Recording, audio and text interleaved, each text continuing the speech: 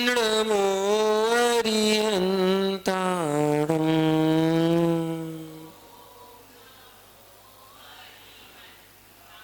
ओम नमो सिद्धिसिद्धाणम्।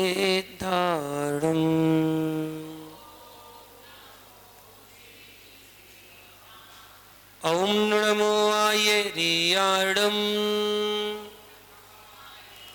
ओम नमो वज्रायाणम्। ओम नमो लोये सवे साहुणम्।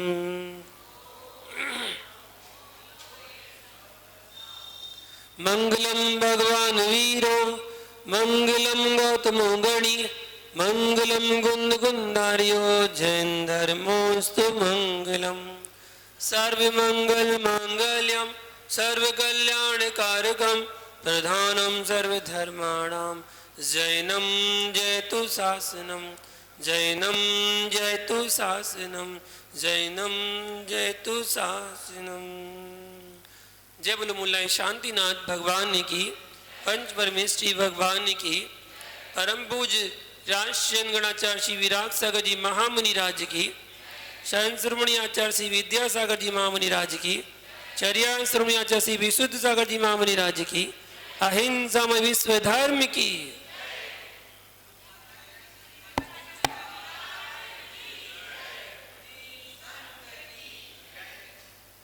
महानुभाव,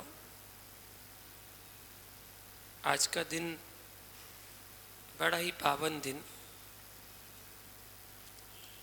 आज का वह दिन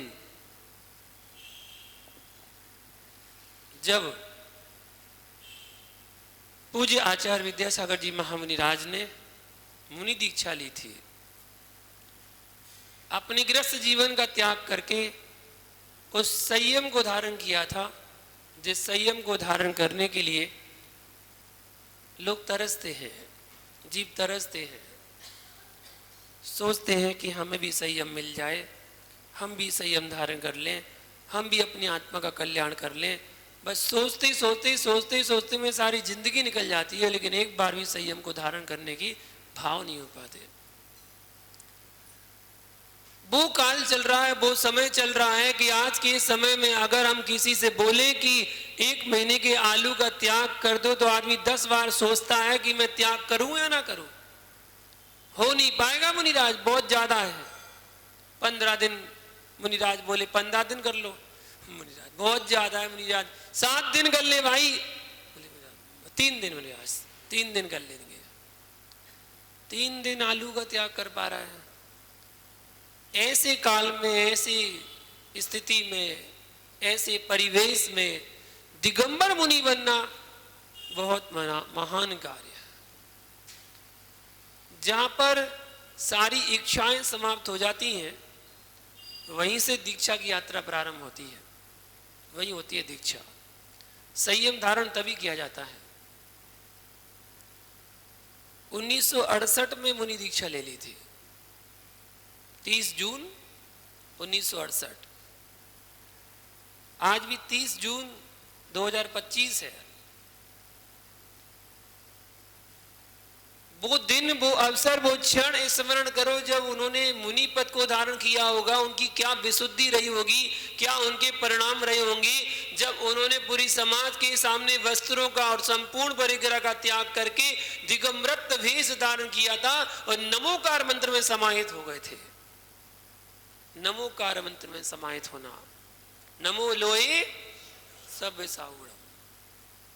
ध्यान रखना, जब जब नमो लोए सभ्य साहुणम जो जो बोलता है वो जगत के सभी साधुओं को नमस्कार करता है, दिगंबरों को नमस्कार करता है।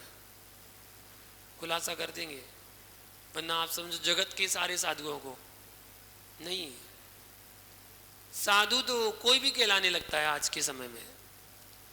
साधु कोई भी बन जाता है, घर परिवार छोड़ के अपनी कुटिया बना के रहने लगा है, बाबा का वेश धारण कर लिया, चोला पहन लिया, एक स्थान को छोड़कर दूसरे स्थान पर रहने लगे, स्थानांतरण कर दिया, परिवार छोड़ के एक कुटिया छोड़ के दूसरी कुटिया बना ली। छोड़ा क्या है? साधु तो कोई भी बन सकता है, दिगंबर हर कोई नहीं बन सकता। साधु तो हर कोई बन सकता है। साधु बनना बड़ा आसान है, बड़ा आसान है। हमारे यहाँ भी हम बोलते हैं दीक्षा लेना बहुत आसान है, बहुत आसान, इतना आसान, इतना आसान है, ना कोई समय लगता है, ना कोई समय लगता है और ना किसी को कुछ करना पड़ता है, बस दीक्षा हो जाती है। बहुत आसान है दीक्षा लेना। जब मैं चुल्लक अवस्था में था तो मुझसे अक्सर जो मुझसे लोग जुड़े थे वो कहते थे, गुरुजी दीक्षा नहीं लेनी क्या? दीक्षा कब लेंगे? अभी चुल्लक दीक्षा है, अब मुनि दीक्षा भी तो ले लें, अब मुनि बन जाएं तो कितना अच्छा रहेगा। हम कहेंगे भाई, मैंने कहा कि भाई एक बात बता, दीक्षा का कार्यक्रम होगा, जब मेरी दीक्षा होगी, दीक्षा का कार्यक्रम होगा, दीक्षा लेने वाला दीक्षा लेगा, दीक्षा देने वाला दीक्षा देगा। तुम आओगे, ताली बजाओगे, खाना खाओगे और घर पे जाके सो जाओगे। दीक्षा का पालन किसको करना है? बोले वो तो आपको करना है बेटा, जब मैं दीक्षा लेने के लिए पूर्णतः समर्थ हो जाऊंगा तो मैं दीक्षा ले लूंगा। दीक्षा किसी के कहने पर नहीं ली जाती है, दीक्षा तो अंतरंग की परिणाम है, अंतरंग की विशुद्धि है। कब किसकी भाव विशुद्धि जग जाए, बस तभी होती है दीक्षा। आचार्य सन्मति सागर जी तपस्वी सम्राट वाले जो थे, वो अक्सर कहते थे, कहते जब जिस क्षण जिस समय जिसको बैराग हो जाए ना, उसी समय दीक्षा ले लेना चाहिए, उसी समय। तो किसी ने पूछा, गुरुजी ऐसी कैसी बात कर रहे हैं आप कि तभी ले लेना चाहिए? बोले हाँ, तभी ले लेना चाहिए, उसकी बात तो सब कुछ होता रहेगा, उसी समय ले लेना चाहिए। तो बोले कैसे, क्यों? तो आचार्य जी कहते हैं, बोले जब लोहा गर्म हो तभी उसको चोट मार दो, तुम जैसा उस लोहे को मोड़ना चाहो वो लोहा मुड़ जाता है, फिर उसके बाद नहीं बदलेगा, ठंडा हो गया तो। इसलिए जब लोहा गर्म है तभी मोड़ दो, वह मुड़ जाता है। वैसे ही जब बैराग के भाव हो तभी दीक्षा ले लो, क्योंकि कुछ समय पश्चात वो बैराग का जो भाव उमड़ा था वो दब जाता है। जैसे लोहा ठंडा हो जाता ना, वैसे ही वो भाव भी दब जाता है। फिर वो भाव दोबारा जल्दी बन जाए कोई जरूरी थोड़ी है, बने ना बने कोई जरूरी थोड़ी है। जब जिस समय भाव बन जाए तो दीक्षा ले लेना चाहिए। आचार्य विद्यासागर जी मुनिराज ने आज के दिन दीक्षा ली, संयम धारण किया, और जिसके लिए दीक्षा ली थी वो अपना काम पूरा करके चले गए। किसके लिए दीक्षा ली थी? संलिग्ना के लिए। वो तो हर जीव जो दीक्षा लेता है वो संलिग्ना के लिए ही दीक्षा लेता है। जिस दिन दीक्षा लेता है उस दिन उसकी संलिग्ना तैयारी शुरू हो जाती है, उसी दिन से संलिग्ना शुरू हो जाती है उसकी, और संलिग्ना की तैयारी में तत्पर रहता है। इसलिए साधु कभी मौत से डरता नहीं है, मौत का स्वागत करता है। आओ हम स्वागत करते हैं आपका, मौत का स्वागत करता है। इसलिए मौत उससे भागती है तो मौत दूर भागती है, और जो मौत से भागता है मौत उसको पीछा नहीं छोड़ती है। ऐसा ही होता है, श्रावक मौत से भागता है, मन ना जाऊं, मन ना जाऊं, ऐसा ना हो जाए, वैसा ना हो जाए, डरता है, भागता है, तो मौत उसको और परेशान करती है, और परेशान करती है। भैया ऐसी भी स्थिति आती है, लोग घिसट घिसट के मरते हैं। कैसे? घिसट घिसट के, रगड़ रगड़ के, एक एक दिन गिनना पड़ता है। क्या न जाने मरते समय कितनी बार तो प्रार्थना करना पड़ता होगा, हे भगवान, क्या बोलते हैं, उठा ले, कहते ना, हे भगवान उठा ले, इससे अच्छा इन बच्चों की सुन्नी पड़ रही है, इससे अच्छा तो मर जाऊं मैं, मुझे उठा ले। कितनी बार बोलता है भगवान से, भगवान उठा ले, तेरा भजन बहुत है, भगवान कैसे उठाएगा भाई? भगवान किसी को नहीं उठाता, ना भगवान भेजता है, ना भगवान उठाता है, ना भगवान अपने में मिलाता है, ना अपने से अलग करता है। भगवान तो भगवान है, ये तो आप लोग की व्यवहार की भाषा बोलने लगे कि भगवान के घर जाना है, हमें भगवान के घर जाना है। बोलते ही बोलते हो, कभी जाके तो देखो भगवान का घर है कैसा है। बोलते हो भगवान के घर जाना है, भगवान का घर तो सिद्धालय है, सिद्धालय है ना। सिद्धालय जाने की भावना भा रहे हो तो सिद्धालय जैसे भावना जैसे काम भी तो कर लो, काम कर लो। ऐसा ज्ञान एकत्रित कर लो, ऐसा ज्ञान जमा लो कि आप भी संयम के मार्ग में आगे बढ़ सको। आपकी बुद्धि छद्मस्त की है और जिनवाणी सर्वज्ञ की है। सर्वज्ञ की जिनवाणी में छद्मस्त की बुद्धि का कोई विराम नहीं है। सर्वज्ञ की वाणी के अनुसार छद्मस्त को सोचना हो तो सोचो, लेकिन अपनी छद्म बुद्धि का प्रयोग सर्वज्ञ वाणी में मत करो। इतना क्षयोसम, इतनी शक्ति आपके अंदर नहीं है कि आप सर्वज्ञ की वाणी पर प्रश्न चिन्ह खड़ा कर सके। सर्वज्ञ ने जो कहा है वो यथार्थ है, वो सही है। जो उनने अक्षर सा कहा है वो अक्षर सा बिल्कुल सत्य है। यह छद्मस्त वाणी का मार्ग नहीं है, ये सर्वज्ञ वाणी का मार्ग है। और सर्वज्ञ की वाणी कभी बदलती नहीं है। आदिनाथ भगवान ने जो कहा था वही अजितनाथ ने कहा, वही संभवनाथ ने कहा, और जो आने वाले 24 तीर्थंकर हुए उन्होंने भी वही का वही कहा, और जो भूतकाल में 24 हुई उन्होंने भी वही कहा था, उन्होंने भी वही कहा। और महावीर के बाद जो उनके गणधर हुए, गणधरों ने भी वही कहा, और अंगधारी और पूर्वधारी और सुरत केवली और सबने वही कहा और उसी का आचरण किया। और वही वाणी आज भी निरंतर चली आ रही है, और वही आचरण आज भी दिगंबर मुनि बनकर उसका पालन किया जा रहा है। सर्वज्ञ की वाणी है। जिन शासन में छद्मस्त वाक्य प्रमाण नहीं है, एकमात्र सर्वज्ञ वाक्य ही प्रमाण कहा जाता है। संसार के जीवों को जब तक केवल प्रकट नहीं होता तब तक वो छद्मस्त कहलाते हैं। जितना गहरा आप सुन रहे हो, यथार्थ मानिए, छद्मस्त वाणी के वचन इतने गहरे नहीं हो सकते। यह सर्वज्ञ वाणी के वचन हैं जो हमें प्रभावित करते हैं। भैया पहले इतना जान लो कि जो सर्वज्ञ ने कहा है वह सत्य है। जब तक कुछ नहीं जाना, जब तक कुछ नहीं जाना तब तक यही तो जानना पड़ेगा कि सर्वज्ञ देव ने कहा है। आपको सब कुछ जानना है ना, सब कुछ जानने की जिज्ञासा है कि सब कुछ जानना है, तो सब कुछ तभी जान पाओगे जब सर्वज्ञ को जान पाओगे, सर्वज्ञ की वाणी को जान पाओगे, तभी सब कुछ जान पाओगे। जो सर्वज्ञ ने जाना वो आपको भी जानना है। तीनों लोक के समस्त द्रव्य की समस्त पर्यायों को एक साथ जानना है। आपको केवल ज्ञान प्राप्त करना है तो पहले केवलज्ञ, जो केवल ज्ञानी है, उनकी वाणी को एक बार जान लो। सर्वज्ञ देव ने कहा है सब में ज्ञान। सर्वज्ञ देव पर पहले ही निर्णय करके आए हो, मुझे इनकी बात मानना नहीं है।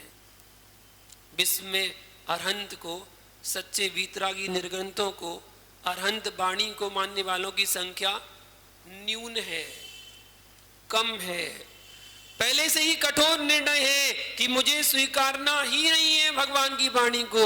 जब तक भद्रता का प्रवेश नहीं होगा तब तक सत्यता को जानने का विचार ही नहीं आएगा। पहले भद्र रूप परिणाम होना चाहिए, तभी सत्य को जान पाओगे। और यदि आपने निर्णय कर लिया कि मुझे इनको मानना ही नहीं है, मुझे इनकी माननी ही नहीं है, तो दुनिया की कोई ताकत आपको इनकी बात नहीं मनवा सकती है। कठोर नहीं बनना है, भद्र परिणाम लाना है। भद्र परिणाम होंगे तभी आप आगे बढ़ पाएंगे। अपने अंदर भद्रता रूप परिणाम लाइए। एक शिवकोटि नाम के सम्राट थे। जब वह मार्ग से निकलते थे और जैन मंदिर आ जाए तो वह कान में उंगली डालकर चलते थे, कान में उंगली डालकर चलते थे। कहीं मेरे कानों में जैन मंदिर के शब्द ना चले जाएं। भैया कभी कभी अनिष्ट भी इष्ट होता है। कोई आपके साथ कुछ गलत हो जाए ना, वो भी इष्ट होता है। इसी को तो कहते हैं पॉजिटिव सोच। पॉजिटिव सोच रखो, जो हुआ अच्छा हुआ, जो हो रहा है अच्छा हो रहा है, और जो होगा अच्छा होगा। यही तो पॉजिटिव सोच है, यही पॉजिटिव सोच कहलाती है। कभी कभी अनिष्ट भी इष्ट होता है। एक दिन सम्राट जैन मंदिर के सामने से निकल रहा था, उन्होंने कान में उंगली डाल ली। कान में उंगली डाल ली विनय जी। उसी समय सम्राट के पैर में कांटा लग गया। अनिष्ट हुआ, अनिष्ट हुआ, अनिष्ट भी इष्ट हो गया, अनिष्ट भी इष्ट हो गया। मंदिर के सामने उन्हें कांटा चुभ गया। कांटा निकालने के लिए कान से उंगली निकाली तो मंदिर की आवाज, मंदिर से आवाज आ रही थी, उनके कर्ण कुंडों में प्रवेश कर गई। देवागमन भोयान चामरादि विभूतया माया विश्व विदर्शन्ते नातस्तोमसि नो महान। आप मीमांसा में कहा है, सम्राट संस्कृत का प्रकांड विद्वान था। वह मंदिर की ओर जाने लगा तो मंत्री ने हाथ पकड़ा, मंत्री ने हाथ पकड़ा, पर राजा बोला मंत्री मुझे छोड़िए, मैं मंदिर जाना चाहता हूं। भैया अनिष्ट भी इष्ट होता है। सम्राट ने मंदिर में प्रवेश किया। वहां मंदिर जी में एक दिगंबर मुनिराज भगवान पारसनाथ स्वामी के पादमूल में बैठकर के आत्ममीमांसा ग्रंथ का पाठ कर रहे थे। वर्तमान में न्याय विद्या का उच्च कोटि का कोई ग्रंथ है तो वो आत्ममीमांसा, जिस पर अष्ट सहस्त्री नाम की टीका लिखी गई है।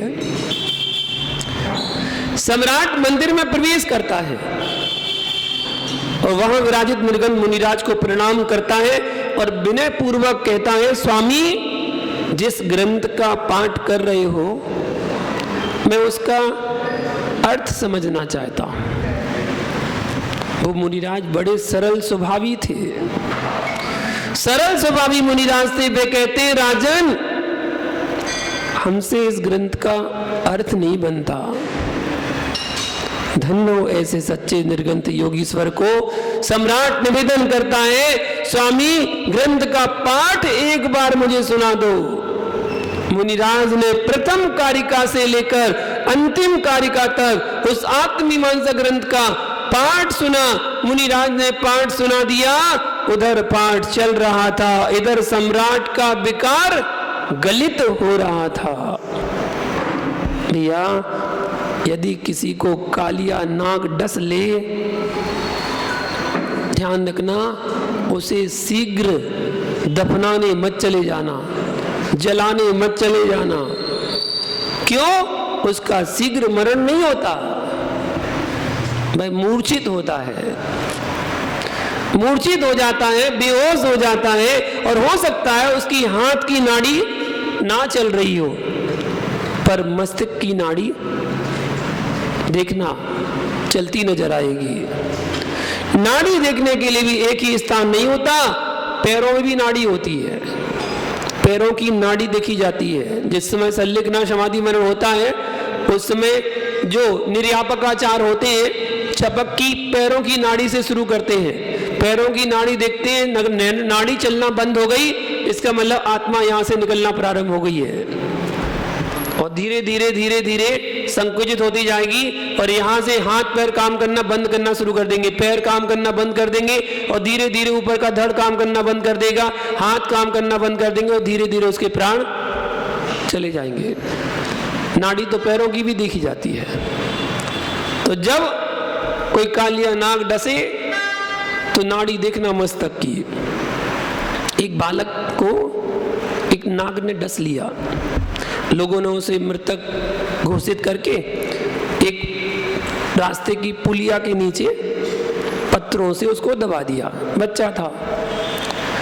उसी दिन नियोग ऐसा हुआ कि 2 मंत्रवादी पुलिया के ऊपर बैठे थे, भैया जिसको जो विद्या आती है ना वो उसको गुनगुनाने लगता है। जिसको संगीतकार होगा ना, भजन गाते होंगे, वो मनी मन गुनगुनाता रहेगा। किसी को जो विद्या जो जिसको आती है वो उसको गुनगुनाता रहता, उसके हाथ पैर चलते रहते हैं। वो मंत्रवादी थे, पुलिया पर बैठे थे और गुनगुनाने लगे। वह मंत्रवादी पुलिया पर बैठे बैठे क्या कह रहे हैं? अपने मंत्रों को गुनगुना रहा था।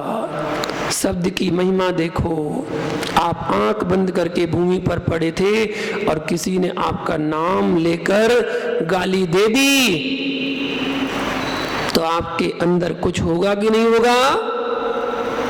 शब्दों की महिमा देखो। आप आंख बंद कर कर पड़े थे और किसी ने आपका नाम लेके गाली दे दी, खड़े होगे कि नहीं? तुरंत खड़े हो जाओगे। शब्दों की महिमा देखो। तुरंत आप आंख बबूला हो जाएंगे, तूने मुझे गाली कैसे दे दी? अरे शब्द ही तो थे। शब्द ने आपके अंदर इतनी उत्तेजना पैदा कर दी, होगा कि नहीं? तो तुरंत उठकर बैठ जाएगा। भैया जो पड़े हुए व्यक्ति को बिना धक्का लगाए ही उठा दे, उसी को कहते हैं मंत्र। जो पड़े हुए व्यक्ति को बिना धक्का लगाए उठा दे, उसका नाम होता है मंत्र। जिन युवाओं की दृष्टि किसी पर स्त्री पर कन्या पर चली गई हो, उनके माता पिता समझाते कि बेटा मान जाओ, उसको सुनते सुनते भी सुना ही नहीं पड़ता और देखते देखते भी दिखाई नहीं पड़ता। जब पर कन्या पर दृष्टि जाए तो कुछ दिखाई नहीं देता। सोचो वह शब्दों की महिमा, एकाग्रता उसकी टिकी हुई है। पत्थर हटाकर बच्चा पुलिया के बाहर आया। पत्थर हटाकर बच्चा पुलिया के बाहर आया। जैसे ही बाहर आया, वहां जितने लोग खड़े थे सब भग गए। क्यों? कहने लगे भूत आ गया, यह तो कल मर गया था, इसे सांप ने काटा था। लोग बड़े बड़े लठ लेकर आ गए। अभी तो बेचारा मरा नहीं था, पर अब अज्ञानी मार देंगे। जो दो मंत्रवादी थे उन्होंने कहा भैया इसे नाग ने डसा था, यह मृत नहीं था, यह मूर्छित था। अभी हम लोग गारुड़ी मंत्र का जाप कर रहे थे, तो गारुड़ी मंत्र के प्रभाव से वह विष निर्विष हो गया। मंत्र का प्रभाव देखो, आप शब्दों का प्रभाव देखो। कालिया नाग का जहर उतार दिया गारुड़ी मंत्र ने। भैया मंत्र की महिमा जैनाचार्यों ने भी स्वीकार की है कि मंत्र का कितना बड़ा महत्व होता है। विघ्नोदा प्रलम्यांति साग्नि भूतवनगा विषम निर्विस्ताम याति स्तूयि माने जिनेश्वरी। आस्था पूर्वक यदि कोई नमोकार मंत्र भी पढ़ लेता है तो उसका सारा जहर उतर जाता है। जिनेश्वर देव के नाम स्मरण करने से शाकनी, डाकनी, भूत, पिशाच भी छोड़कर चले जाते हैं। विघ्न बाधाएं भी शांत हो जाती हैं और विष भी निर्विष हो जाता है। किससे? जिनेश्वर देव का नाम स्मरण करने मात्र से। नाम में कितनी ताकत है, इसलिए तो कहते हैं भैया नाम रखू करे, अच्छा भगवानों के नाम रखू करे। कुछ लोग तो निगेटिव वाले, भगवान का नाम नहीं लिए करे, काहे बोले थप्पड़ मारते उसको तो। ए महावीर इधर आ, बच्चे का नाम महावीर रख दिया, महावीर को हाथ पकड़ के थप्पड़ मार दिया। बोले देखो महावीर को थप्पड़ मार दिया, तो बोले वो गलत हो जाएगा ना, गलत हो जाएगा। महावीर को थप्पड़ मार दिया, महावीर पर गुस्सा कर रहे हो। नहीं भैया,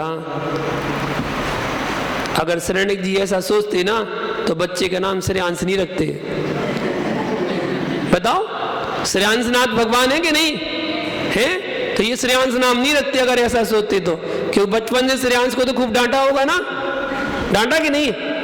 खूब डांटा होगा, मम्मी ने थप्पड़ भी मारा होगा, खूब डांटा होगा। पूछ लो डांटा कि नहीं मम्मी को? मम्मी ने थप्पड़ मारा? बिल्कुल मारा होगा।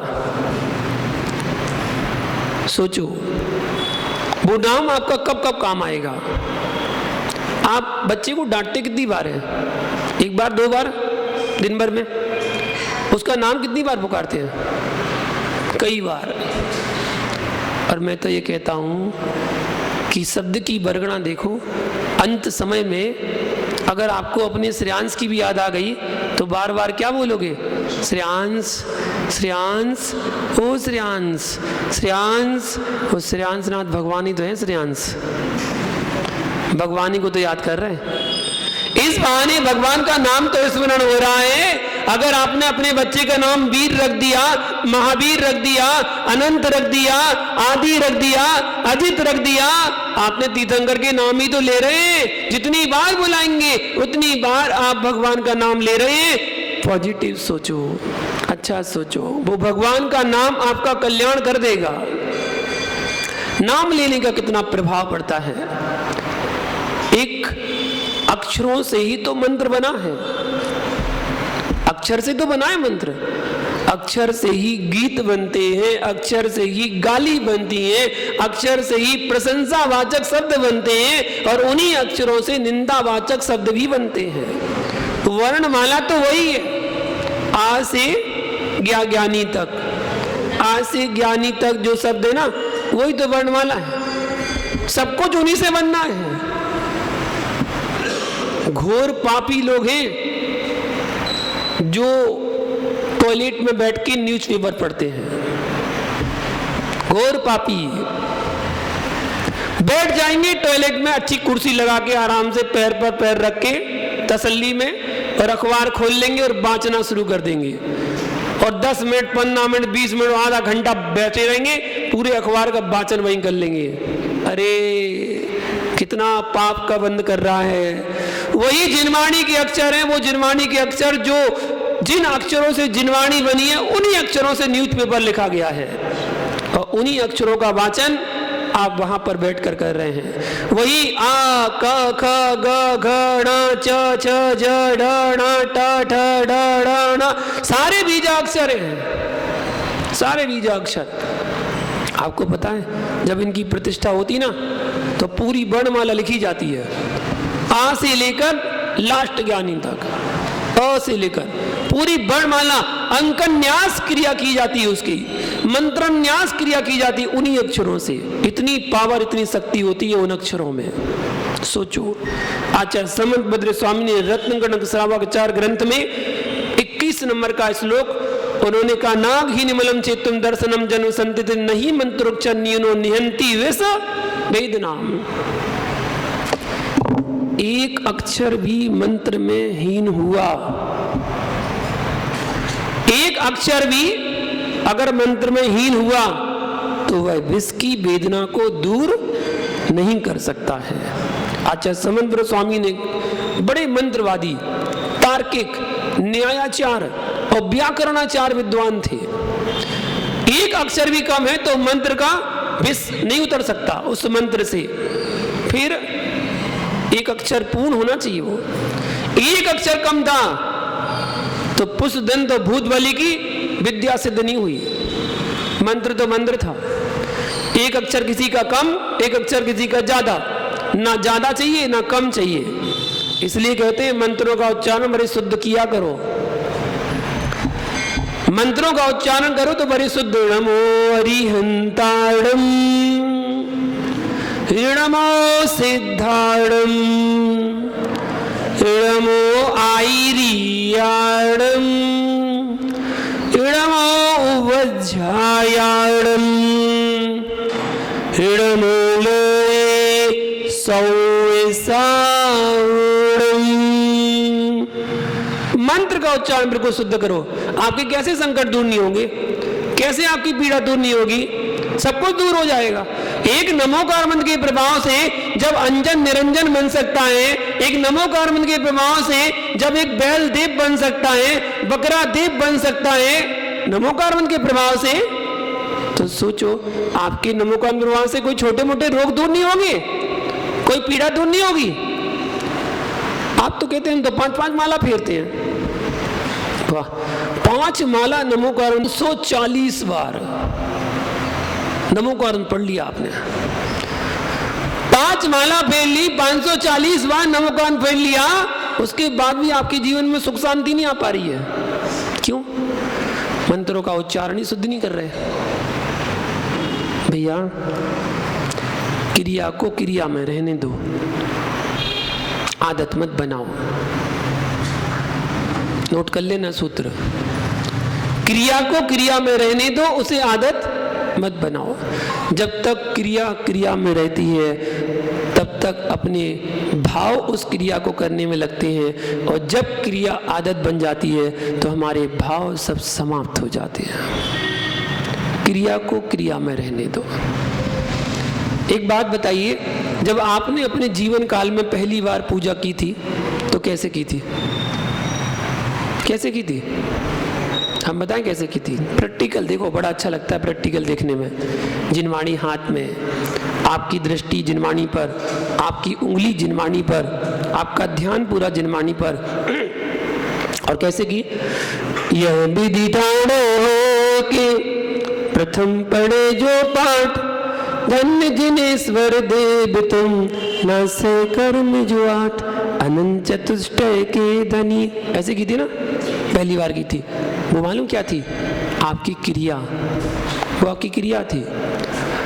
जब वो क्रिया आपकी आदत बन गई, अब आपके भाव समाप्त। अब आप कैसे करते हैं बताऊं? हंसोगे तो नहीं? ये विधि जानो के प्रथम जो बार, जने जने वाले तुम न से कर्म जो आठ, अनंत चतुष्टय के धनी तुम योगदान। अरे पंडित जी, मुक्ति बधु के कंद तुम, तीन वन की राज। श्रीनाथ जी, पूजा की थाली लगवा दो यहाँ पर। तुम बिन में व्याकुल भयो जैसे जल में मीन। ऐसे ही करते ना, ऐसे ही करते हैं। यहाँ हाथ में थाली है, हाथ में थाली है। तुम बिन में व्याकुल भयो जैसे जल में मीन, जन्म जरा हरि रोग रोसो त्यादीन। एक भक्ता में निकालिए थोड़ा। तुम निर्विवेक से तो बदरते बार। अब क्या बन गई ये? आदत। वो क्रिया थी, जब तक क्रिया थी ना तब तक बड़ा भाव लगता था पूजा करने में। अब बन गई वो आदत, भाव समाप्त। जब आपने पहली बार माला फेरी थी ना, जाप की थी, मैं बता रहा हूं कैसे की थी।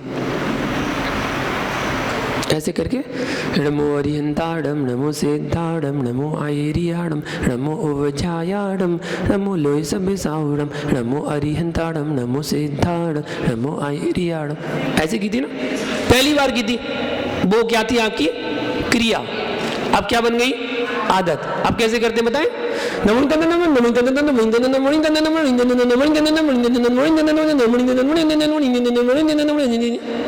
क्या कर रहे हैं? जाप कर रहे। एक बार तो आपने नमो अरिहंताणम बोला नहीं है और आप कह रहे हैं माला हो गई। ऐसे कैसे माला हो गई? ओनली 3 मिनट्स, 3 मिनट में तो आपकी माला पूरी हो गई। जिस माला को फेरने में 15 मिनट लगते हैं, उस माला को तुमने 3 मिनट में फेर लिया, तुम्हें कैसे फल मिलेगा? मिल ही नहीं सकता फल। फेर लो आप 5-5, 10-10 माला फेर लो, कोई दिक्कत नहीं, कोई फल नहीं मिलने वाला। क्यों? यस्मात् क्रिया प्रतिफलंति न भाव शून्या। किसने कहा? कुमुद चंद्र आचार्य ने कल्याण मंत्र स्त्रोत में कहा है, कोई भी क्रिया कर लेना, यस्मात् क्रिया, कोई भी क्रिया कर लेना, अगर वो क्रिया भाव से रहित है तो कोई फल देने वाली नहीं है, कोई फल नहीं मिलने वाला। पढ़ो आप, कितनी मंत्र पढ़ लेना भैया, आखिर में पुष्पदंत भूतबली को मंत्र सुधारना ही पड़ा। सुधारा, एक अक्षर जिनका कम था उन्होंने पूरा किया, और जिनका ज्यादा था उन्होंने उसको कम किया, और फिर उन्होंने विद्या सिद्ध की तो विद्या सिद्ध हो गई। अक्षर का कितना प्रभाव पड़ता है, एक एक अक्षर। जब मंत्र के उच्चारण से जहर उतर जाता है तो फिर जिनेंद्र की देशना रूपी मंत्र से कसाय ना उतरे, ऐसा हो ही नहीं सकता, ऐसा हो ही नहीं सकता। जिनेंद्र भगवान की जो देशना है उससे कसाय उतर जाती है। सम्राट ने मुनिराज के श्रीमुख से क्या सुना? आत्मीमांसा। सम्राट ने मुनिराज के मुख से आत्मीमांसा सुनी, पाठ सुना, और पाठ सुनकर मालूम क्या किया? कसाई उतर गई। जो राजा मंदिर के सामने से निकलते समय कान में उंगली लगा लेता था, वो कसाई उसकी उतर गई और पाठ सुनते ही अपना हाथ केसों पर गया और केस लुंचन करना शुरू कर दिया। और वहीं बैठे बैठे केस लुंचन करके सम्राट की सेना खड़ी रह गई।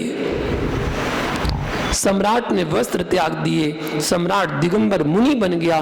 तब लोगों ने कहा इनके शब्द कितने प्रभावी हैं, जो शब्द सुनने मात्र से वस्त्र उतर गए तो अपना तो पूरा शासन ही नष्ट हो जाएगा। तब उन्होंने सूत्र बना दिया, क्या? हाथी के पग तले दबकर मर जाना, पर जैन मंदिर में नहीं जाना।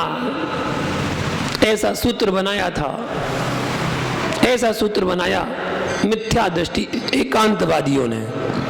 भैया, मंत्रों का प्रभाव बहुत पड़ता है। आप कहते हैं, अक्सर बच्चे कहते हैं जाप करने से क्या होगा, जाप करने से क्या होगा, महावीर का नाम लेने से क्या होगा। एक बार मुझसे बोला एक ने, बच्चे ने, मैंने अभी सुनाई भी थी घटना। एक बार बच्चे ने मुझसे बोला कि आप लोग कहते हैं आदिनाथ की जाप करो, महावीर की जाप करो, पारसनाथ की जाप करो, तो इससे क्या होगा? क्या होगा इससे? महावीर महावीर महावीर महावीर कहने से होगा क्या? हमने कर्म कटेंगे, परिणाम अच्छे होंगे, भाव अच्छे होंगे। बोले कैसे कैसे? बोले आप बताइए। भाई कुदरती बच्चे बहुत होते हैं।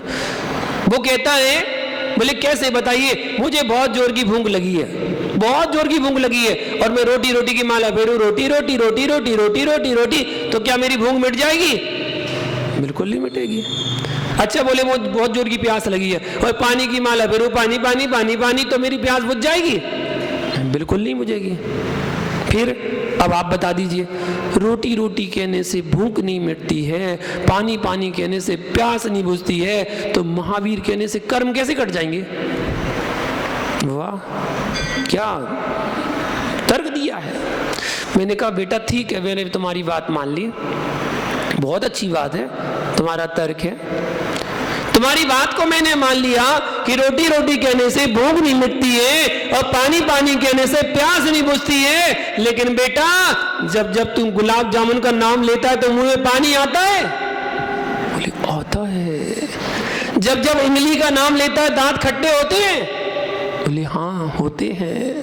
हमने कहा बेटा जब गुलाब जामुन का नाम लेने से मुंह में पानी आ सकता है, इमली का नाम लेने से दांत खट्टे हो सकते हैं, तो महावीर का नाम लेने से कर्म भी कट सकते हैं। अक्षर का इतना प्रभाव पड़ता है, मंत्र का इतना प्रभाव पड़ता है, शब्दों का इतना प्रभाव पड़ता है। केवल मात्र दुकान पर घर पर बैठे बैठे नहीं पढ़ना, नहीं चिल्लाते रहना। क्या? रहे सदा सत्संग उन्हीं का, ध्यान उन्हीं का। मत चिल्लाना, मत चिल्लाना। घर में बैठ के, दुकान में बैठ के मत चिल्लाना। वो पंक्ति अब चिल्लाने पढ़ने की जरूरत नहीं है, उस पंक्ति को चारितार्थ करने की आवश्यकता है। जहां सत्संग हो रहा है वहां जाके बैठो। आप कह रहे हो रही सदा सत्संग उन्हीं का, उन्हीं का सत्संग मिल तो रहा है, लाभ उठाओ। ध्यान उन्हीं का नित्य रहे। और क्या बोल दिया? उन्हीं जैसी चर्या में चित्त सदा अनुरक्त रहे। आज पूरे भारत में जय जयकार हो रही होगी। किसकी? विद्यासागर जी की जय, आचार्य श्री की जय, विद्यासागर निराज की जय। जगह जगह आरती पूजा सब कुछ हो रही होगी, खूब जय जागरा बोली जा रही है ना। और पढ़ रहे जी, उन्हीं जैसी चर्या में चित्त सदा अनुरक्त रहे। उनकी जैसा चर्या करके तो देखो एक बार, जो उनकी चर्या थी उनकी चर्या करके तो देखो। चलो थोड़ी बहुत कर लो, थोड़ी बहुत। दिगंबर मुनिराज जब मुनि दीक्षा लेते हैं तो 28 मूल गुणों के संस्कार किए जाते हैं। 5 महाव्रत, 5 समिति, 5 इंद्रिय निरोध, 6 आवश्यक, 7 विशेष गुण, 28 मूल गुणों के संस्कार उनको किए जाते हैं जब वो दिगंबर मुनि बनते हैं। यहां पर हमने क्या बोल दिया? उन्हीं जैसी चर्या में, उन्हीं जैसी, वैसी नहीं, बहुत अंतर है जैसी हो वैसी में। वैसी नहीं, वैसी तो तुम कर ही नहीं पाओगे, वैसी नहीं कर पाओगे, जैसी वो करते थे ना वैसी नहीं कर पाओगे। तो इसलिए कभी ने कह दिया उन्हीं जैसी, उन्हीं जैसी चर्या। चर्या कैसी है और चर्या कौन सी है? तो चर्या यही है, नहीं सताऊं किसी जीव को। बस पहला व्रत हो गया, पहला व्रत हो गया आपका, साधु का महाव्रत और आपका अणुव्रत। साधु महाव्रतों को धारण करने वाले हैं, आप वैसे व्रतों का पालन नहीं कर सकते, इसलिए आप जैसे व्रतों का पालन कर रहे हैं। उन्हीं जैसी चर्या, जैसे उन्होंने धारण की उसमें से थोड़ी हम भी धारण कर लें। उन्होंने महाव्रतों को धारण किया तो हम अणुव्रतों को धारण कर लें। पहला अणुव्रत क्या बता दिया? नहीं सताऊं किसी जीव को, अहिंसाणुव्रत। कौन सा हो गया? अहिंसाणुव्रत। झूठ कभी नहीं कहा करो, सत्याणुव्रत, सत्य बोलूं। पर धन बनिता, पर मतलब पर का धन और पर की बनिता। पर धन मतलब चोरी, अचौर्य अनुव्रत का पालन करूं, अचौर्य अनुव्रत का पालन करूं। पर बनिता, पर स्त्री ना लुभाऊं, अहिंसाणुव्रत का, ब्रह्मचर्य अनुव्रत का पालन करूं। और 5वां संतोषामृत पिया करो, मतलब परिग्रह का प्रमाण कर लूं। जो मिला, जैसा मिला, जितना मिला ठीक है, जो प्राप्त है वो पर्याप्त है। क्या सूत्र है? जो प्राप्त है वो पर्याप्त है। ये भी मिल जाए, वो भी मिल जाए, ये भी रख लूं, वो भी रख लूं, ऐसा जोड़ लूं, वो भी जोड़ लूं, मेरे पास ये नहीं है मैं ये भी ले लूं, एक गाड़ी आ गई दूसरी गाड़ी ले लूं। नहीं, आवश्यकता तो एक ही की है ना, तो फिर दूसरी किस लिए? क्या जरूरत है? संतोषामृत का पान करो। 5 अणुव्रतों की व्याख्या चल रही है। साधु के 5 महाव्रत होते हैं, हम 5 अणुव्रतों की धारण करने की बात कर रहे हैं। इसलिए सबसे पहले बोल दिया कि नहीं सताऊं। देखो कभी ने मारना नहीं बोला, नहीं मारूं किसी जीव को। क्या बोला? ये जैन धर्म की अहिंसा है, इसको कहते हैं जैन धर्म की अहिंसा। नहीं सताऊं की, सताना भी हिंसा है। अगर आप किसी को सता रहे ना, सामने से चींटी जा रही है और आपने उसके सामने उंगली कर दी, उसका तो रास्ता जाना था, आपने उसकी उंगली कर दी और उसका रास्ता चेंज करा दिया, आपने उसको सता दिया, आपने उसको परेशान कर दिया। नहीं, नहीं सताऊं कौन सी जीव को? आप एक एक शब्द समझ लो कि क्या कभी ने कैसे जोड़ा होगा, उसने कैसे भाव बनाए होंगे जो उसने एक एक शब्द लिखे हैं। नहीं सताऊं किसी जीव को, चाहे वो मनुष्य का हो, चाहे वो त्रिंच का हो, चाहे वो देव का हो। देव का हो तब भी उसको सताऊं नहीं मैं किसी के घर में जाके गंदगी करोगे क्या? कोई देव कहीं रहता है, पीपल के पेड़ पर रहता है, चिरोल के पेड़ पर रहता है, नीम के पेड़ पर रहता है, उसका घर है, जो जहां रहता है उसका घर है, उसके घर के पास जाके गंदगी करोगे क्या? गंदगी करोगे तो तुमने उसको सताया है, तो वो तुमको छोड़ेगा नहीं। फिर तुम उसको छेड़ोगे तो वो तुमको छोड़ेगा नहीं।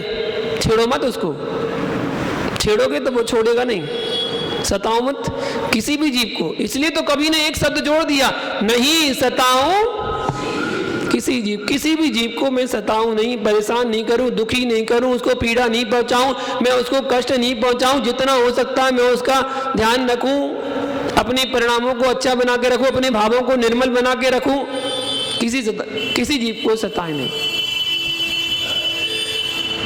चींटी की रक्षा की तो बात करते हो, मक्खी मच्छर की रक्षा की तो बात करते हो, और घर में अपने परिवारजन से लड़ते हो, उनको सता रहे हो।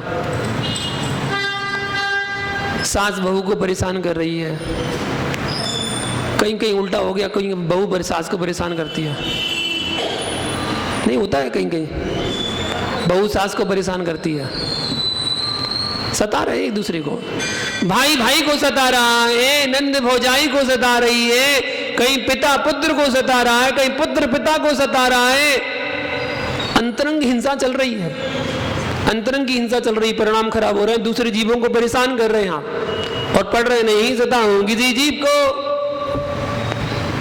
पढ़ ही रहे बस, उसको जीवन में सोचो तो हम इसको अमल कैसे कर सकें, हम कैसे अपने जीवन में उतार सकें कि नहीं सताऊं किसी जीव को, कभी नहीं सताना, कभी परेशान, कभी दुख नहीं करना किसी को, जो सुख रहे, कैसे जैसे में सुखी रहे रहो भैया, आपको सताना नहीं है। पहला अणुव्रत का पालन करना है, पूरी तरह तो आप पालन नहीं कर पाओगे, अंश रूप में तो कर लो भाई, मुनियों जैसे तो आप पालन नहीं कर पाओगे, कम से कम अंश रूप में तो कर लो उसका पालन। आपका अहिंसाणु व्रत है, अहिंसा महाव्रत नहीं है, अहिंसाणु व्रत है, इसलिए हिंसा 4 प्रकार की, हिंसा 4 प्रकार की। आरंभी हिंसा, जिसका त्याग आप नहीं कर सकते हैं, कर सकते हो? नहीं कर सकते, काम तो करना पड़ेंगे घर के, झाड़ू पोंछा बर्तन कपड़े सब कुछ करना पड़ेगा, यही तो आरंभ है, आरंभ सारंभ कर रहा है, यही तो हिंसा हो रही है, उसका त्याग नहीं कर सकते। औद्योगिक हिंसा का त्याग कर सकते हो? नहीं, व्यापार तो करना पड़ेगा, जब व्यापार करेंगे तभी तो पैसे लाएंगे, पैसे लाएंगे तभी तो कुछ खाने को मिलेगा, तभी तो कुछ खाएंगे, है ना विकास, तभी तो कर पाओगे भैया। अच्छे निर्मल अच्छे परिणाम बना के रखना चाहिए। विरले श्रावक होते हैं जिनके अच्छे परिणाम निर्मल परिणाम होते हैं। देखो अभी भी आपके यहाँ दिल्ली से आए हैं विकास और रीटा जी, दिल्ली से आए हैं, क्या निर्मल परिणाम है।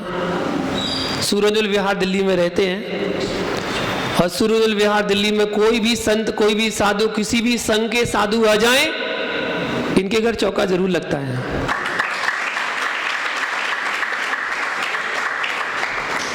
पापा कमेटी में अध्यक्ष भी है, मंत्री थे अब अध्यक्ष हैं,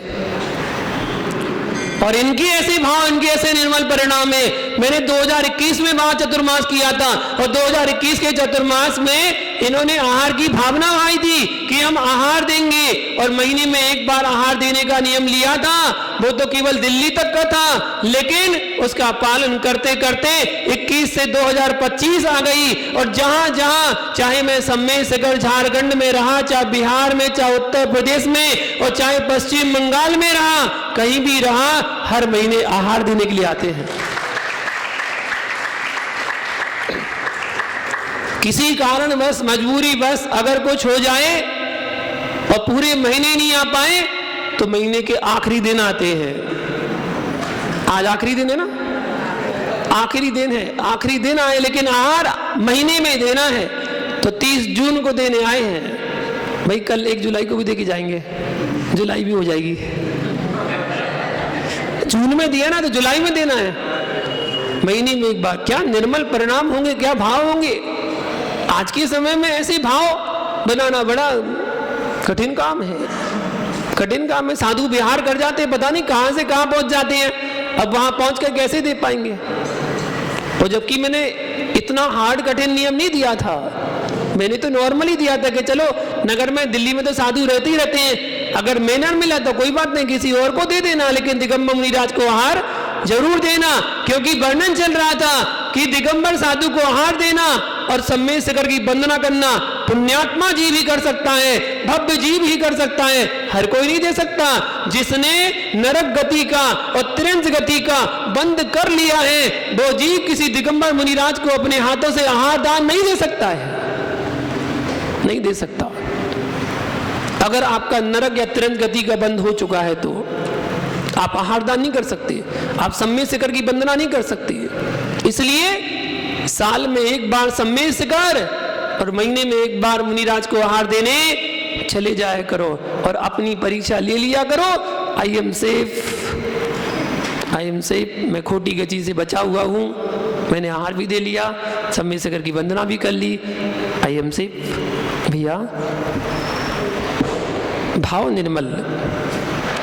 निर्मल बनाना। जब आपके निर्मल भाव होंगे तभी आप अहिंसा अवरोध का पालन कर पाएंगे। मुझसे किसी ने पूछा, मुनिराज धर्म की परिभाषा क्या है? जैन धर्म को हम अपनाना चाहते हैं तो कैसे अपनाएं, कौन सा काम करना पड़ेगा हमें? मैंने कहा एक लाइन में जैन धर्म क्या? परिणामों की निर्मलता ही जैन धर्म है। क्या है? परिणामों की निर्मलता ही जैन धर्म है। जिसके परिणाम निर्मल हो जाते हैं, जिसके भाव शुद्ध विशुद्ध हो जाते हैं, वह व्यक्ति कभी हिंसा नहीं करता, वह झूठ नहीं बोलता, वह चोरी नहीं करता, वह कुशील परिग्रह नहीं करता, वह क्रोध मान माया लोभ नहीं करता, वह मांस नहीं खाता, वह शराब नहीं पीता, वह सत्य व्यसन नहीं करता। जिसके परिणाम निर्मल हो जाते हैं, बस जैनी बनने की पहचान शुरुआत तो वहीं से है। अपने परिणामों को निर्मल कर लें। जो परिणाम निर्मल कर लेगा वो हिंसा नहीं करेगा। लेकिन क्या करें, ग्रस्त जीवन है, आरंभ सारंभ तो करना पड़ता है, उद्योग तो करना पड़ता है। उद्योगी हिंसा का त्याग नहीं कर पाते हैं, विरोधी हिंसा का त्याग, तीसरी हिंसा विरोधी हिंसा नहीं कर पाते हैं। कोई ने आपको थप्पड़ मारा तो आप क्या कहोगे? गांधी जी बन जाओगे? लो भैया एक और मार दो, ऐसे नहीं है। अहिंसावादी हम है, अहिंसावादी। लेकिन जब हमारे धर्म पर कुछ आ जाती है तो सारा अहिंसा धर्म छोड़कर हम भी आ जाते मैदान में। आ जाओ मैदान में, हमारे धर्म पर आंच नहीं आना चाहिए। विरोधी हिंसा का भी त्याग नहीं कर सकते। अब बची चौथी, कौन सी? क्या करें? देखो पीछे से बार बार हिंसा कर रहा है, लेकिन क्या करूं मैं, कुछ कर नहीं सकता। बार बार हिंसा कर रहा है, लेकिन क्या करें, वो तो अपना भोजन ले रहा है, उसका भोजन ही है, फिर आ गया। संकल्प ही हिंसा का त्याग श्रावक को करना ही चाहिए। अपने हाथ से संकल्प पूर्वक किसी जीव को नहीं मारना चाहिए। होता तो यही है, कितना संकल्प भी हिंसा करता है श्रावक। चौक खींचना हिंसा है। जितनी बार चौक खींचोगे, सारी चींटियों को मार रहे, जानबूझ के मार रहे। कॉकरोच मार दबा डालना, चूहा मार दबा डालना, बताओ हिंसा हो रही कि नहीं? गुड नाइट लगाना जिससे मच्छर मर रहे हैं, रॉकेट चलाना, रैकेट हो ना, रैकेट हो, उससे चट चट चट सारे जीवों को मार देते हैं। संकल्प पूर्वक मारा जा रहा है। बस संकल्प ही हिंसा इसी को कहते हैं, जिसको श्रावक को त्याग करना चाहिए। मुनिराज तो चारों हिंसा के त्यागी हो जाते हैं, वो तो अहिंसा महाव्रत है उनका, तो वो तो सबके त्यागी हैं। लेकिन श्रावक को कम से कम संकल्प हिंसा का त्याग करना ही चाहिए, तभी उसका अणुव्रत कहलाएगा। आप किसी जीव को सताएं मत, झूठ कभी नहीं कहा करो। स्थूल झूठ का त्याग आप कर सकते हैं, सूक्ष्म झूठ का त्याग नहीं कर सकते। सूक्ष्म झूठ तो बहुत सूक्ष्म होता है। आप यहां से उठ के जा रहे थे, हमने कहा कहां जा रहे हो? तो आपने कहा 2 मिनट में आ रहे हैं। क्या कहा? 2 मिनट में आ रहे हैं। यही कह के गए ना, और आए तो 10 मिनट में हो। झूठ बोल दिया, झूठ बोल दिया ना। आपने कहा था 2 मिनट में आ रहे हैं, और ये कहते थे 2 मिनट के बाद आ रहे हैं। 2 मिनट के बाद आ रहे हैं, 5 मिनट, 10 मिनट, 1 घंटा, 2 घंटा, 2 मिनट के बाद आ रहे हैं ना। 2 मिनट के पहले तो नहीं आ रहे, 2 मिनट के बाद आ रहे हैं। शब्दों में बहुत बड़ा खेल है, शब्दों में तो है। मुनिराज बैठे हुए साधना कर रहे थे, तभी वहां से हिरण निकला दौड़ता हुआ। मुनिराज खड़े हो गए। शिकारी ने बोला, ए महात्मा, यहां से कोई हिरण निकला है? नहीं, जब से मैं खड़ा हूं, जब से कोई हिरण नहीं निकला। जब वो बैठे थे तब निकला था। ये तो मुनिराज की वाणी है। जब से मैं खड़ा हूं यहां पर, जब से मैं खड़ा हूं तब से कोई हिरण यहां से नहीं निकला, बिल्कुल नहीं निकला। सत्य बात है। शब्दों का तो खेल है, शब्दों का खेल है भैया। छोटी मोटी चोरी तो होती रहती है, नहीं होती? दूध वाला आ गया, पैसे देना है, क्या करोगे? ये तो सो रहे हैं। बताओ ना, जेब में से निकालोगे, जेब में से निकाल के दे दिए पैसे। अब पता तो चला नहीं, इनने पूछा कहा है पैसे देखे, नहीं हमने कहा को देखे, तुम्हें रख के भूल जाते हो, बताओ हमसे कह रहे पैसे देखे, हम का तुम्हारे पैसे देखते रहेंगे क्या। लो झूठ भी बोल दिया, चोरी भी हो गई।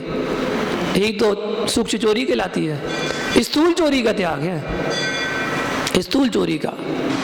स्थूल ब्रह्मचर्य का पालन कर रहे हैं, प्रमाण बना के, प्रमाण बना लिया, व्रत का पालन कर रहे हैं। इस व्रत को धारण करके श्रावक के आचरण को प्राप्त कर सकते हैं।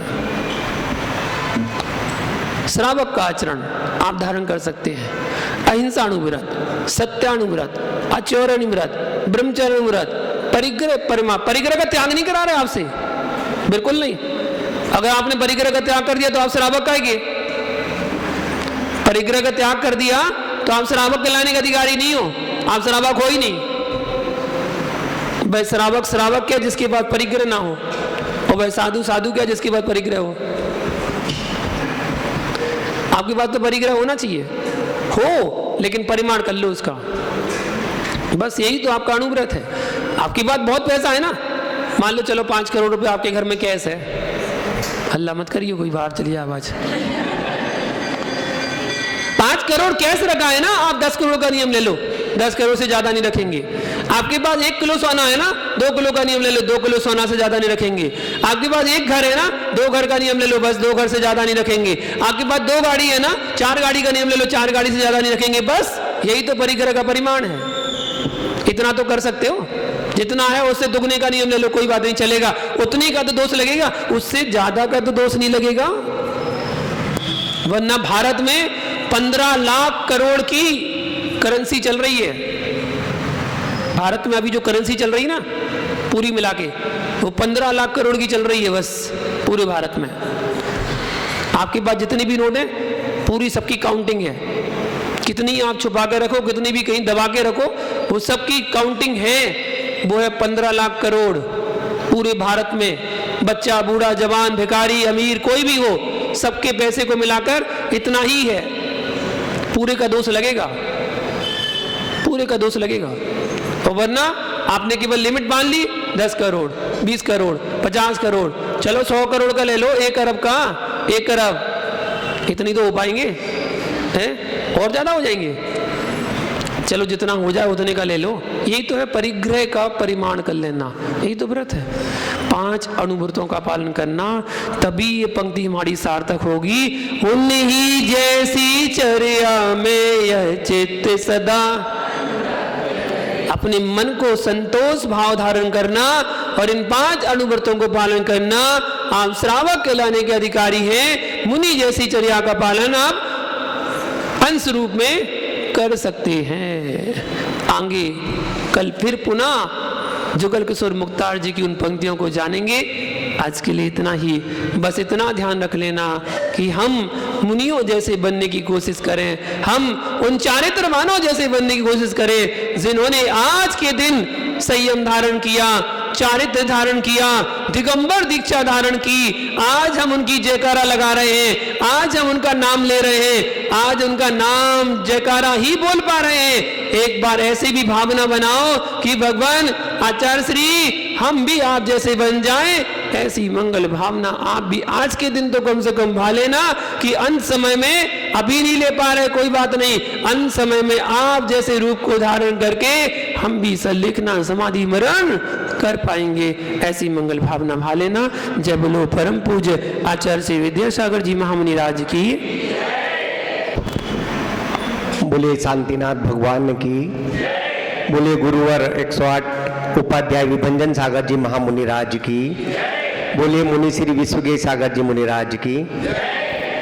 हम प्रतिदिन गुरुदेव के मुखारबिंद से अमृत वाणी का रसवादन करते आ रहे हैं। निश्चित तौर पर छोटी छोटी बातों के माध्यम से गुरुदेव जो हमको सिखा रहे हैं हम अपने जीवन में उसको ग्रहण करेंगे। आज गुरुदेव के परम भक्त दिल्ली से श्रीमान विकास जी जैन और श्रीमती रीटा जी जैन हमारे बीच में है। मैं आपको आग्रह करता हूं, आपके सम्मान के लिए मैं आमंत्रित कर रहा हूं।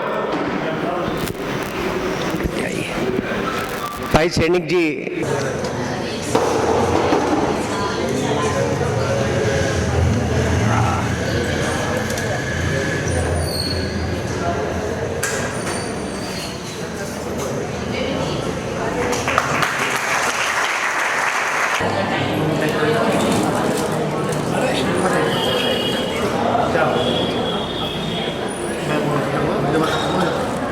भगवान की पूजा के बाद अपन यहाँ पर निर्वाल लाडू चढ़ाएंगे।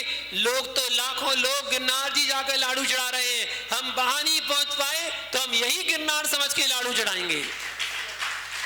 और मुख्य लाडू जो होगा वो 22वें तीर्थंकर है, 22 किलो का लाडू चढ़ेगा मुख्य लाडू, और बाकी सबको लाडू होने का अवसर मिलेगा।